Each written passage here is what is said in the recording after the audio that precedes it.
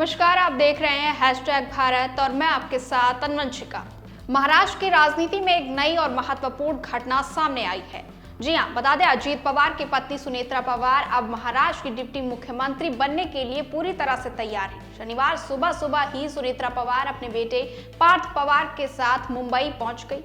NCP के विधायक दल ने उन्हें सर्वसम्मति से अपना नेता चुना है। बता दें दोपहर 2 बजे मुंबई के विधान भवन में एनसीपी विधायक दल की बैठक हुई, जिसमें पार्टी के कुल 40 विधायक मौजूद थे।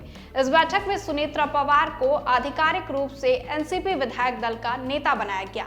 इसके बाद शाम 5 बजे उन्हें महाराष्ट्र की पहली महिला उप मुख्यमंत्री के रूप में शपथ दिलाई जाएगी। वह शपथ ग्रहण समारोह मुंबई के लोक भवन या कह लें राजभवन परिसर में आयोजित होगा।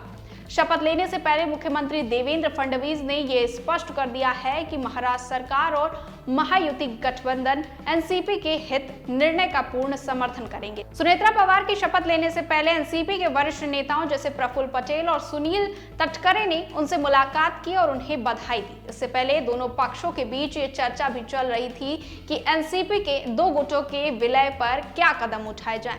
लेकिन सुनेत्रा पवार के उप मुख्यमंत्री बनने की घोषणा के बाद इन चर्चाओं पर फिलहाल विराम लग गया है। वहीं बारामती स्थित एनसीपी प्रमुख शरद पवार के निवास गोविंद बाग में पार्टी के कई वरिष्ठ नेताओं की अहम बैठक भी शुरू हो गई। इस बैठक में सांसद सुप्रिया सुले, विधायक रोहित पवार, योगेंद्र पवार और संदीप क्षीरसागर मौजूद हैं। बैठक में पार्टी की आगामी रणनीति और सरकार में सुनेत्रा पवार की भूमिका पर चर्चा होने की संभावनाएं जताई जा रही हैं। साथ ही सुनेत्रा पवार के डिप्टी सीएम बनने से महाराष्ट्र की राजनीति में कई नए संकेत भी दिखाई दे रहे हैं। ये कदम एनसीपी और महायुति गठबंधन दोनों के लिए महत्वपूर्ण माना जा रहा है। पार्टी का कहना है कि ये निर्णय पूरी तरह पारदर्शी और सर्वसम्मति से लिया गया है।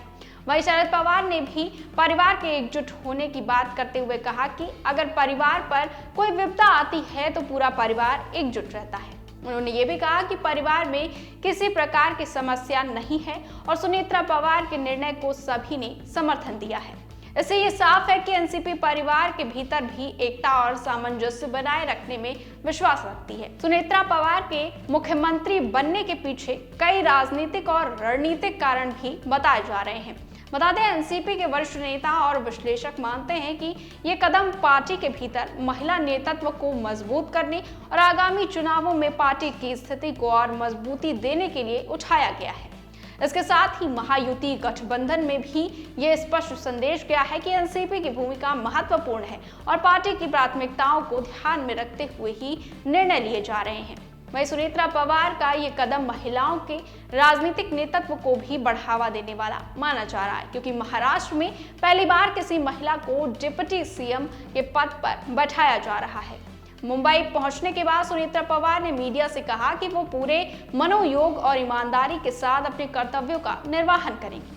उन्होंने ये भी स्पष्ट किया कि उनका उद्देश्य राज्य और जनता के हित में काम करना है और वो सभी पक्षों के साथ मिलकर महाराष्ट्र को विकास की नई दिशा देने की कोशिश करेंगी। साथ ही उन्होंने अपने परिवार और पार्टी नेताओं का धन्यवाद किया कि उन्होंने उन्हें ये जिम्मेदारी देने की विश्वास जताया है।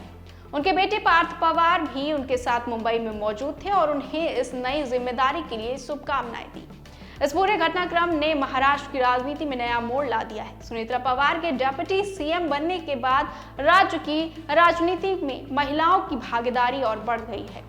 साथ ही एनसीपी के भीतर शक्ति संतुलन और महायुति गठबंधन के भीतर तालमेल मजबूत होने की उम्मीद जताई जा रही है। अब राज्य की जनता और राजनीतिक विश्लेषक इस पर ध्यान लगाए हुए हैं कि सुनेत्रा पवार अपने कार्यकाल में कौन कौन से बड़े फैसले लेंगी और राज्य की नीतियों पर उनका क्या प्रभाव पड़ेगा।